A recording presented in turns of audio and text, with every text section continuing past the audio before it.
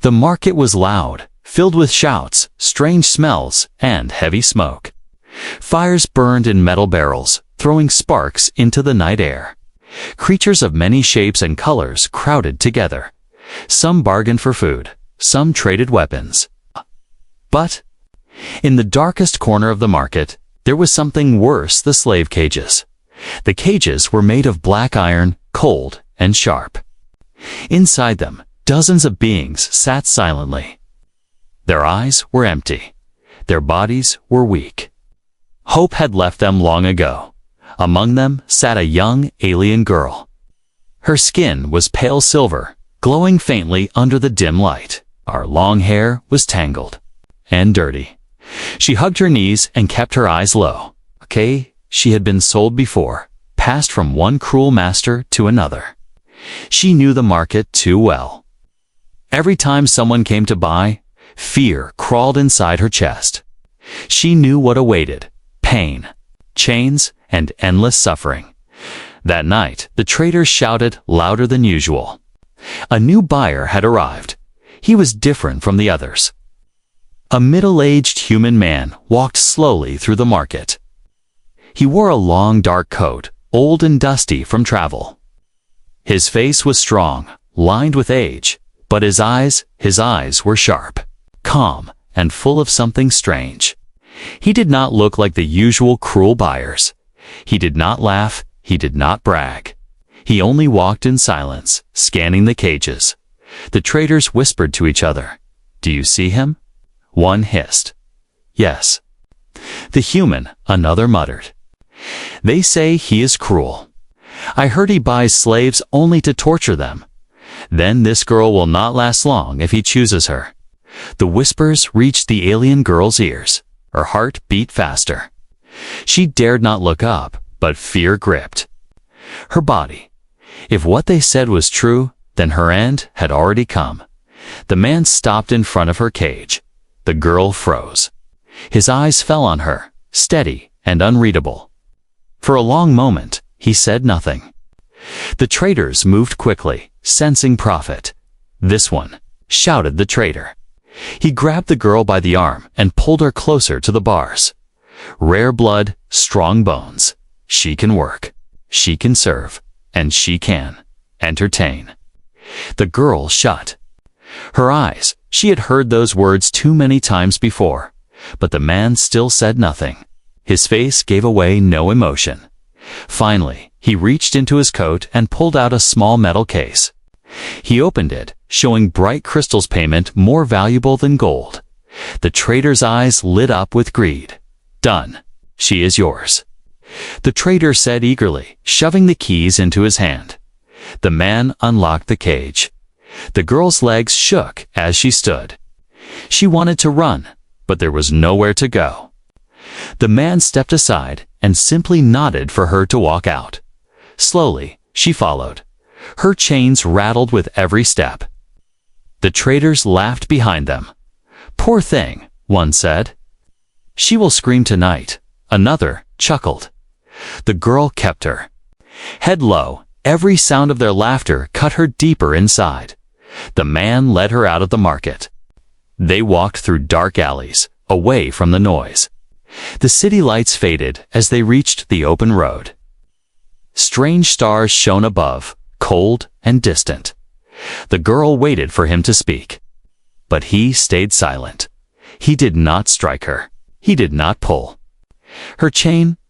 He only walked, steady and calm. This silence was worse than shouting. It made her mind race. What is he planning? Why does he not hurt me yet? After hours of walking, they reached a small transport ship resting at the edge of the desert. The man stopped and finally turned toward her. His eyes met hers again. They were not filled with fire or cruelty. They were calm, unreadable. But there was something else, too. Something she could not name. "Get inside," he said simply, his voice low but firm. The girl obeyed. She stepped into the ship, her heart still heavy with fear. The door closed behind them with a hiss. As the engine started, the market disappeared behind them. The laughter of the traders faded into the night. The girl sat quietly, her chains resting on her lap. She waited for pain. She waited for commands. She waited for the moment when the mask of kindness would break and the true cruelty would show. But the man sat at the controls, focused on flying. He did not look at her. He did not speak again. The silence stretched on. Inside her chest, fear and confusion mixed together. She had lived her life in pain, in chains, in screams. Now, this man who was supposed to be a monster did nothing. That was worse, because not knowing what awaited her was the deepest torture of all. And so her story with him began with silence, mystery, and a question that would not leave her mind. Why did he buy me? The small ship landed in silence. The alien girl sat frozen in her seat, her hands tight around the cold iron of her chains. She did not look at the man. She kept her eyes on the floor. The engine stopped, and the night outside was quiet, too quiet. The man rose from his chair. His movements were calm, slow, like he had no fear of anything. Without a word, he pressed a button. The door slid open with a hiss. Cold air rushed inside. He turned toward her. His eyes met hers for a brief moment. His face was unreadable, carved with years of hardship. His voice was low but steady. Come. The girl hesitated. Every step felt like walking toward a trap. But there was no choice. She stood, her legs weak, her chains heavy. The sound of her footsteps echoed in the metal ship as she followed him outside. The world around them was quiet. A desert stretched under a dark sky filled with stars. In the distance, small hills of stone rose like broken teeth. And there, against the rocks, stood a simple house. It was old, built of stone and metal scraps, yet strong. A single light glowed, faintly in the window. The man walked toward it without looking back. She followed, each step slow. Her mind raced. Is this the place where I die? He unlocked the door and pushed it open. The smell of wood smoke drifted out. Inside, the room was warm. A small fire burned in the corner, filling the house with a soft glow. The walls were covered with old books, strange weapons, and faded pictures. It did not look like the home of a cruel master. It looked lived in. The man entered first, then gestured for her to step inside. She obeyed, cautious. The door closed behind them with a heavy sound, and for the first time in years, she stood inside a real home. Her body shook. She expected to be thrown to the ground, tied, or beaten. Instead, the man moved to a shelf, pulled out a blanket, and placed it on a chair. You will sit, he said simply. The girl's eyes widened. She hesitated, unsure if this was some kind of trick. Slowly, she sat down. The chair was soft compared to the hard cages she had always known. Then something more shocking happened. The man disappeared into another room and returned with a wooden tray. On it was a bowl of soup and a piece of bread. He placed it in front of her. She stared at it in silence. Her heart pounded. Why? Why give me food? Her mind screamed that this was wrong. Cruel masters sometimes fed their slaves before torture to keep them alive longer. Perhaps this was the same. Fear made her body stiff, but the smell of the soup was too strong. She had not eaten real food in days. Her stomach growled loudly, betraying her. Slowly, carefully, she lifted the spoon and took a sip. Warmth spread through her chest. The taste was simple, but it was life. She ate quickly, afraid he might take it away. But the man did not stop her. He only watched quietly from across the room. When she finished, he took the bowl away and returned with water. She drank deeply, almost choking. For the first time, her body felt full, but her mind did not rest. Why? What does he want? Finally, she spoke, her voice trembling. Why? Why are you doing this? The man's eyes narrowed slightly. He leaned back in his chair. For a long moment, he said nothing. Then, in a voice heavy with something she could not understand, he answered, "You need rest. That is all for now. Rest." The word felt strange to her. Slaves did not rest. They were used until they broke. He stood and walked toward a small door. At the back of the house, he opened it, showing a small room with a bed. The bed was old but clean. A blanket was neatly folded on top. "You will sleep here," he said. Her legs nearly gave out. A bed, a real bed. She could not believe it. But her fear whispered louder. This is a trap. He wants me to trust him. Then he will strike. Still, her body was weak. She stepped into the room slowly. She touched the blanket, soft under her fingers. Tears burned in her eyes. The man spoke one last time before leaving her. "No one will harm you here. Not tonight." He closed the door behind him. The girl sat on the edge of the bed, shaking. Her heart beat fast, her mind twisted with confusion. Nothing made sense. She was supposed to be in pain. She was supposed to be broken. Instead, she was warm, fed, and safe. It scared her more than chains ever had. She lay down, pulling the blanket over her trembling body. She kept her eyes open for a long time, waiting for the sound of footsteps, for the door to burst open, for cruelty to come. But the house was silent. Only the crackle of the fire reached her ears. Her body finally gave in, and sleep pulled her into darkness. Yet, even in her dreams, the question haunted her. Who is this man? And why did he buy me? Morning came slowly.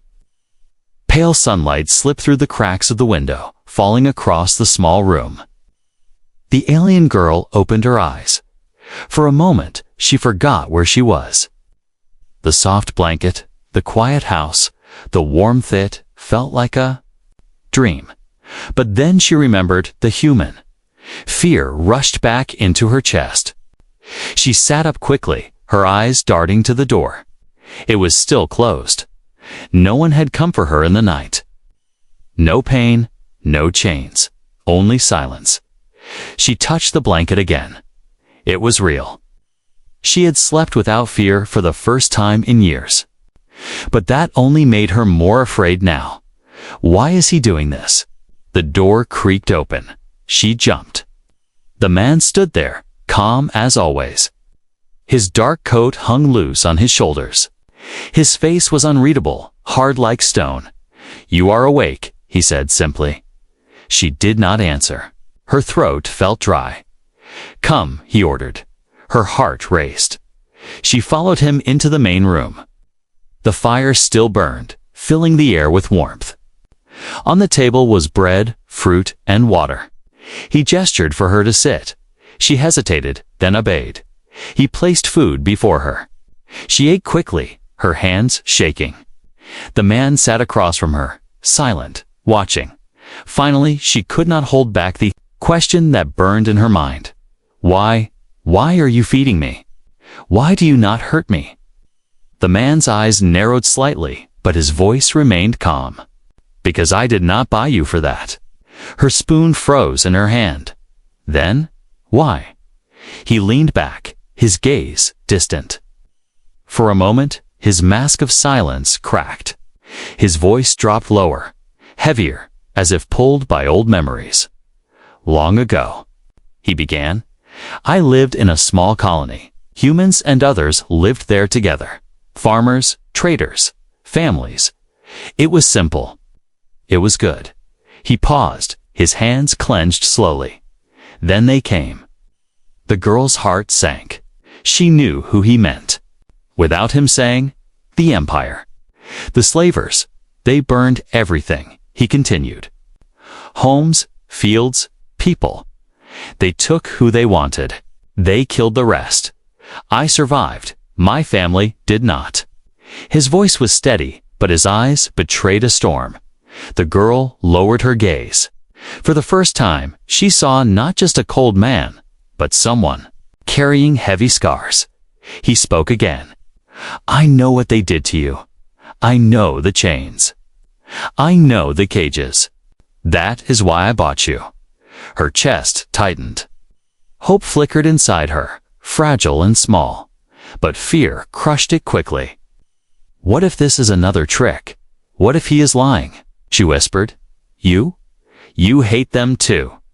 His jaw tightened. "More than you can imagine." Silence filled the room. The fire cracked softly in the corner.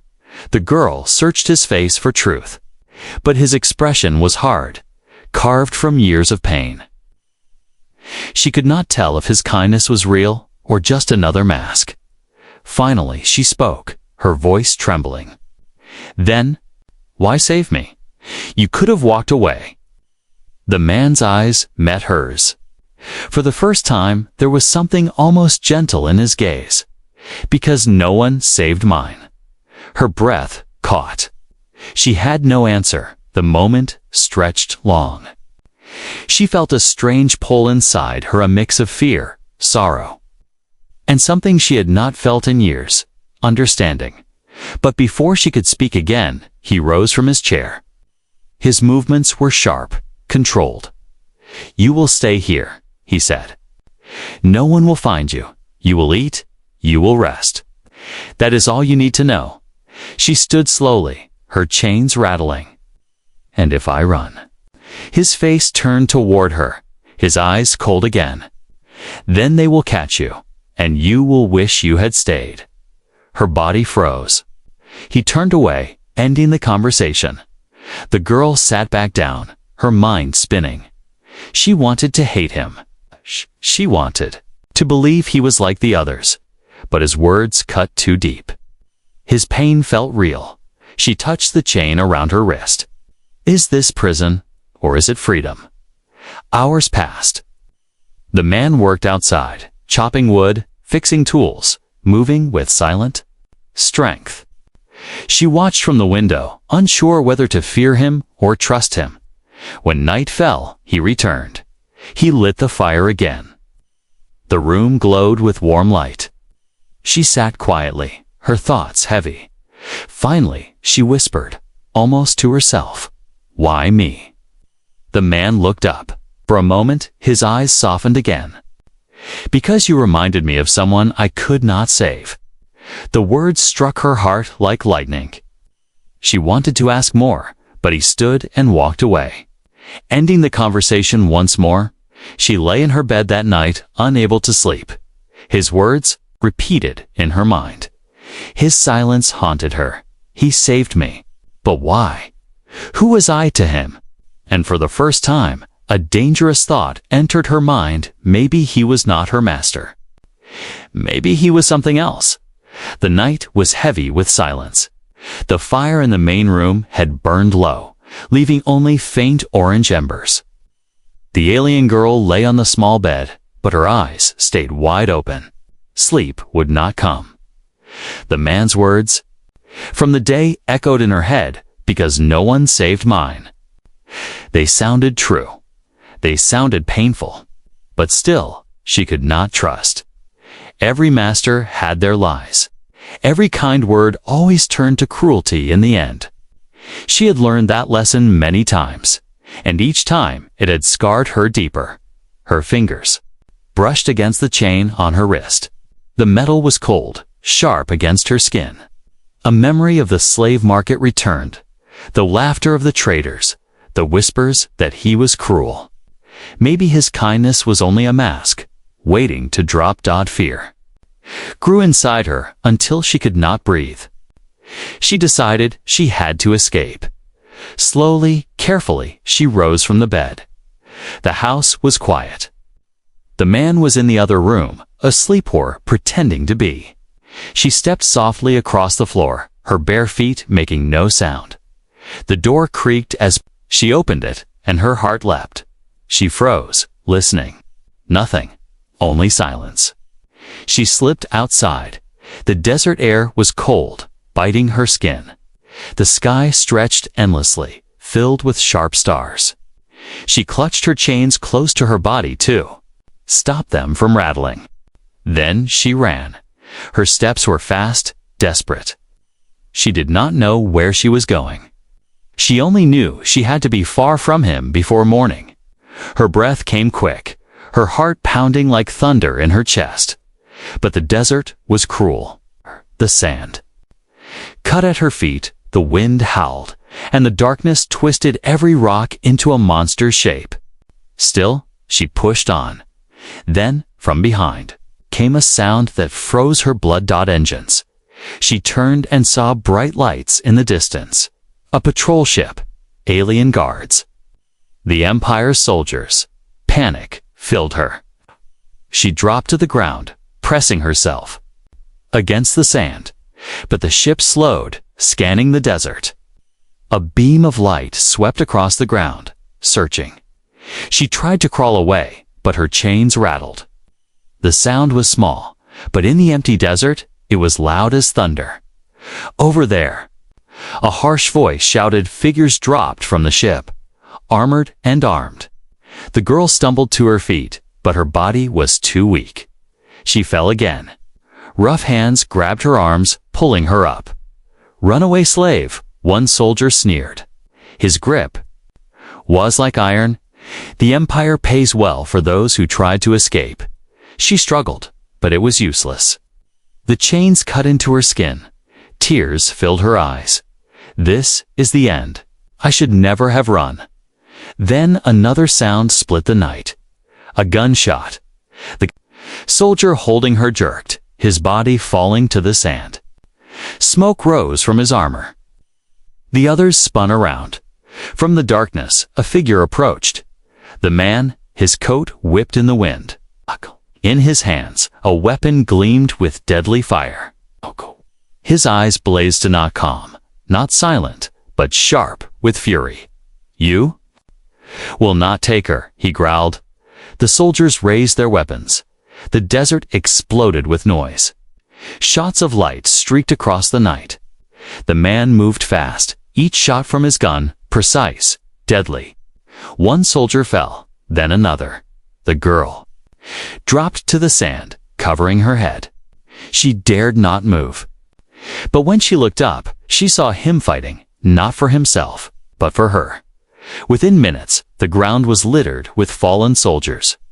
The patrol ship roared as the survivors retreated into the sky, leaving behind their dead. The desert grew, silent again. The man lowered his weapon. His breath was heavy, but his eyes were steady. He turned toward her. She stared at him, frozen. She had seen masters fight, but never like this. Not to protect a slave. He walked over and pulled her to her feet. His grip was firm, but not cruel. Foolish, he said, his voice low. You would have died out here. Her lips trembled. She whispered, Why? Why did you save me? His eyes met hers. For a moment, the storm inside them calmed. Because you are mine now, and I protect what is mine. Her heart shook.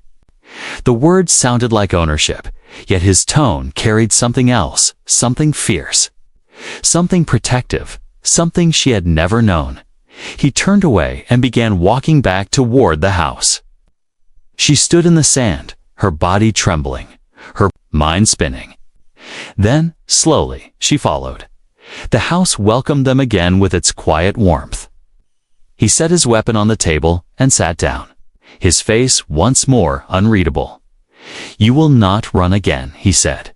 She lowered her eyes. Fear still clung to her, but now it was mixed with something new. Confusion. He had saved her life. He had risked himself for her. Masters did not do that. That night, as she lay in the bed once more, she stared into the darkness. The image of him fighting burned in her mind. The way he moved, the way he stood between her and death, haunted her. Who is this man? She thought, why does he care if I live? Sleep claimed her slowly, her body weak from fear and exhaustion. But deep inside her, a dangerous seed had been planted, something she had not felt in years: trust. The days after the desert fight passed quietly. But the silence between them was no longer the same. The girl still carried fear in her chest, but it had changed shape. Before, she feared his cruelty. Now, she feared something stranger: his kindness. Every morning, she woke to the smell of food: bread, fruit, sometimes warm soup. He never asked her to serve him. He placed food before her and ate his own in silence. She studied him while they ate. His face was weathered, carved with lines of age and grief. His hands were rough, scarred from battles. Yet his movements were always calm, steady. Not once did he strike her. Not once did he raise his voice.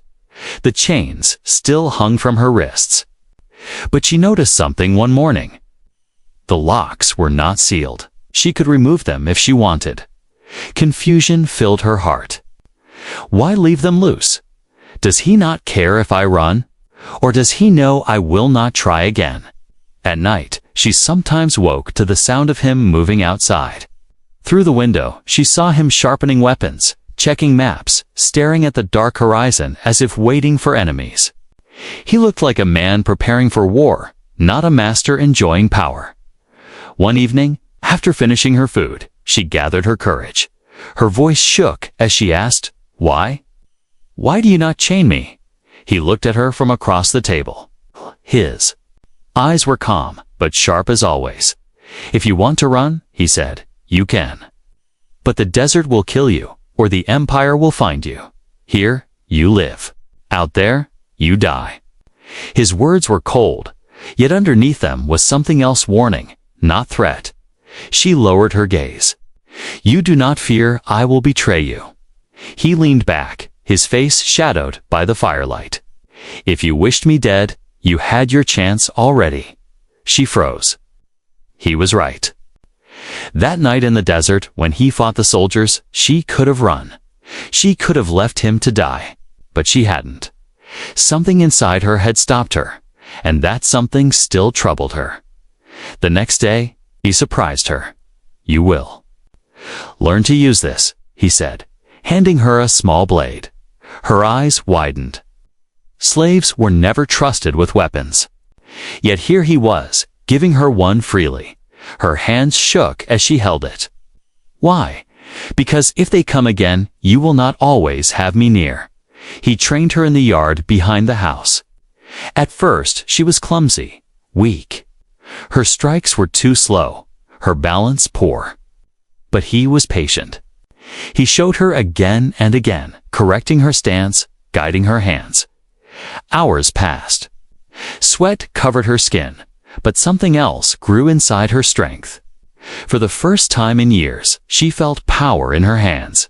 When she stumbled, he steadied her. When she failed, he told her again. His voice was firm, never cruel. At night, her muscles ached, but her heart felt strange. She no longer saw herself as just a slave. Each lesson whispered a dangerous thought. Maybe I can be more. One evening, as they rested by the fire, she dared to ask, "Why are you teaching me this? What do you want from me?" The man's eyes flickered to the flames. For a long moment, he said nothing. Then his voice came low, heavy. "The empire grows stronger. They take more each day. Soon, no one will be free. Not humans, not your kind. Not anyone." He looked at her then, his gaze sharp but filled with something else: resolve. "I cannot fight them alone." Her breath caught. Is that why he saved me? Not for kindness, but for his war. Her chest tightened. She wanted to hate the thought. But another part of her, deep hidden, felt a spark. A chance. The days stretched into weeks. She trained, she ate, she rested. Slowly, the hollowness in her body began to fade. She gained strength. She spoke more. Sometimes, she even caught herself watching him with something that was not fear. Yet doubt never left her. One night, as the fire cracked low, she whispered, "If I fight with you, and if we win, will you free me?" The man looked at her, silent. Then he said, "You are already free here. The chains you feel are no longer mine." She touched her wrist, feeling the loose iron. His words confused her more than ever. But as she lay down to sleep, another thought entered her mind, one she had not dared before. Maybe he does not see me as a slave at all. The bond between them was fragile, certain, born of blood and fire. She still feared him, but each day that fear mixed with something else: respect, curiosity, and a dangerous seed of trust. She did not yet know it, but their lives were no longer separate. His fight was now hers too. And in the silence of the night, when the wind howled across the desert, both of them carried the same thought. The empire would come again, and together they would be ready. The desert was quiet that night, but the air inside the stone house was heavy. The girl sat by the fire, sharpening the blade he had given her. Her hands were steadier now. The weak slave who had first entered. This house was slowly fading, yet her heart still carried questions. To many, she watched the man as he sat across the room, working on his rifle. His face was hidden in shadows, his movements precise and calm. He was always calm to calm. Finally, she could no longer hold back. "Why do you fight them?" she asked, her voice low. The man paused. For a long moment, he said nothing. The fire popped, sending sparks into the air. Then he set the rifle down and looked at her. His eyes burned with something fierce, something old. "You are strong enough now," he said. "You deserve the truth." Her chest tightened. She leaned forward. He stood and walked to a shelf, pulling down a small metal box. From it, he took out a folded map and placed it on the table between them. The girl's eyes widened. The map showed more than the desert. It showed the empire's trade routes, their patrol stations, their slave markets, places marked with symbols. She did not understand. "What is this?" she whispered. His voice was firm. "This is their chain, and I plan to break it." Our heart thudded. War, he pointed to one mark on the map. "There is a transport hub here. Thousands of slaves pass through it every month. They are shipped to the mines, to the cities, never to return. I will not let that continue."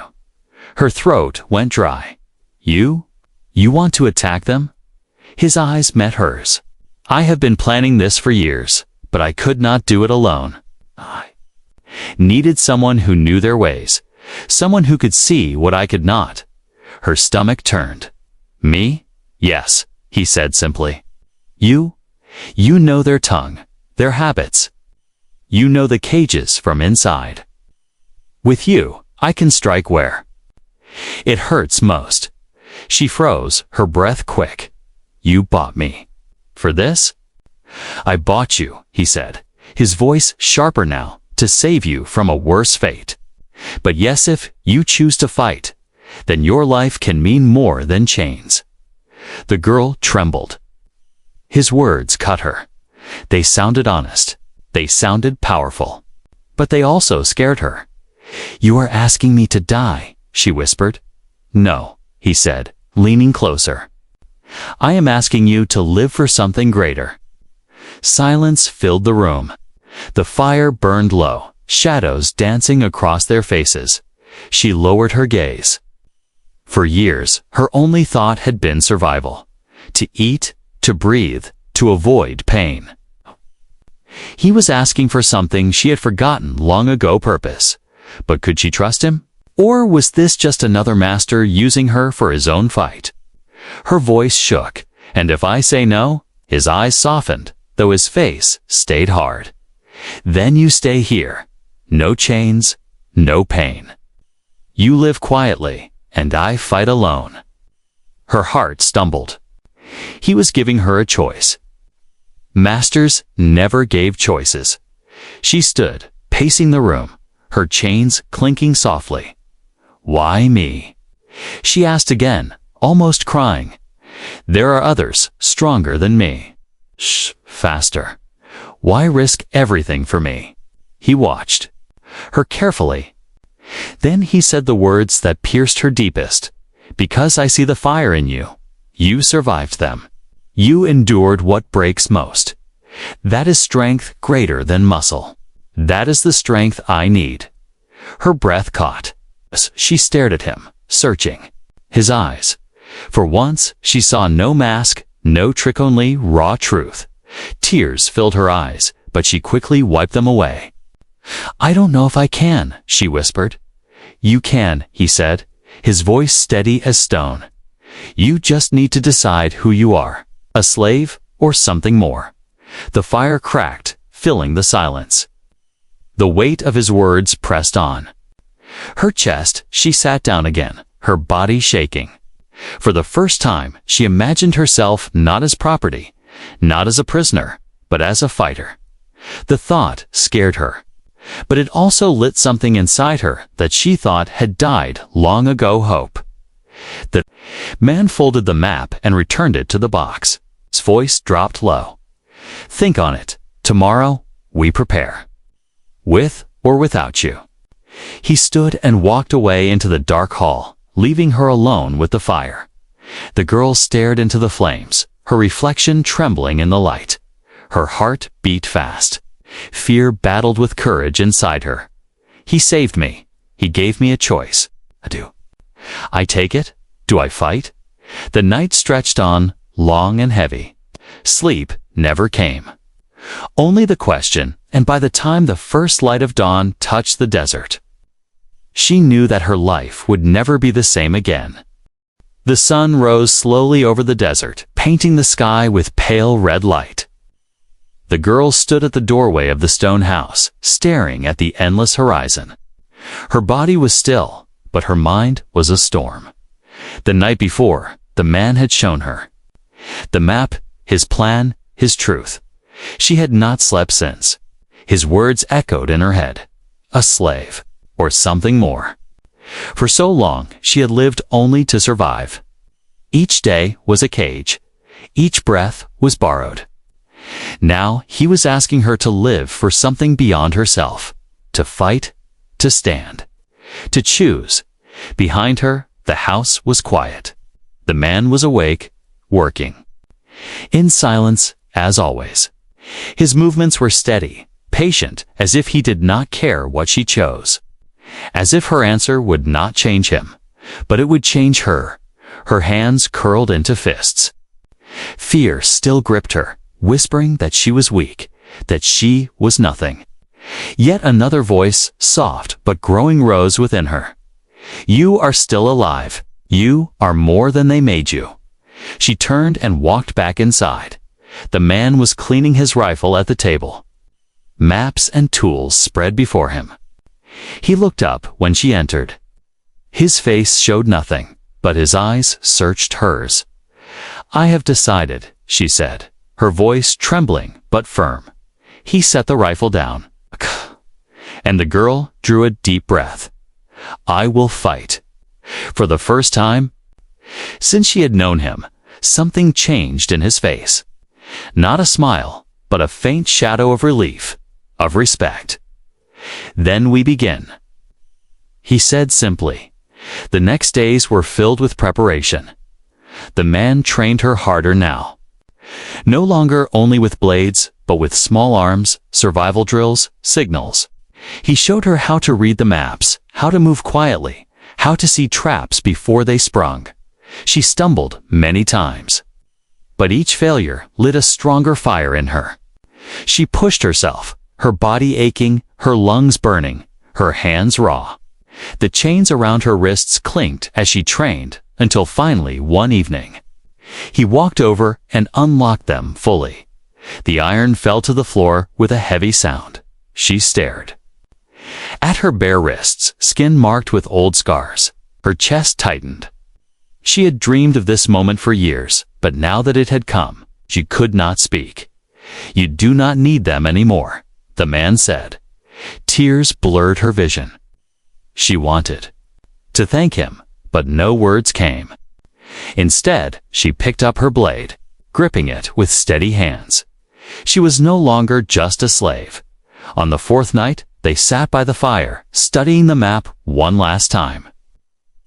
He pointed to the transport hub. "This is where we strike," he said. "If we cut their lines here, we free hundreds, maybe more. It will not end the war, but it will begin something greater." The girl's stomach knotted. Fear returned, sharp and cold. "We could die." He met her eyes. "Yes, but if we do, nothing, we are already dead." Silence filled the room. She swallowed hard and nodded. The morning of their departure came. The sky was gray, the wind sharp. A man packed weapons, food, and tools into their small ship.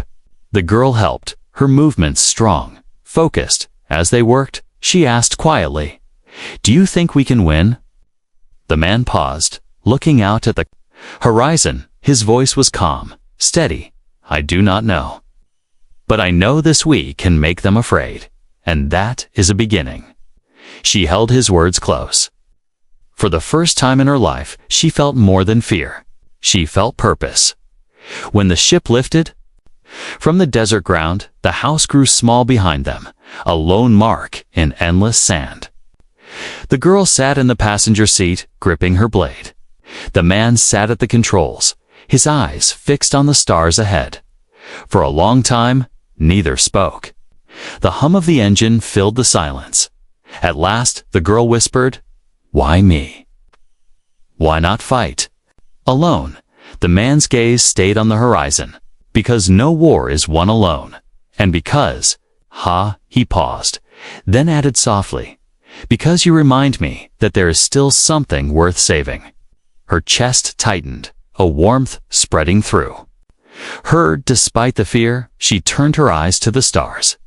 Once, they had only looked like cold lights over her prison. Now, they looked like doors. The ship sped toward the Empire's lines, carrying two souls bound by loss, by pain, and now by choice. The girl no longer saw herself as a prisoner, no longer a slave. She was a fighter. And as the stars stretched before them, one truth burned in her heart. This was not the end of her story. This was only the beginning of their war.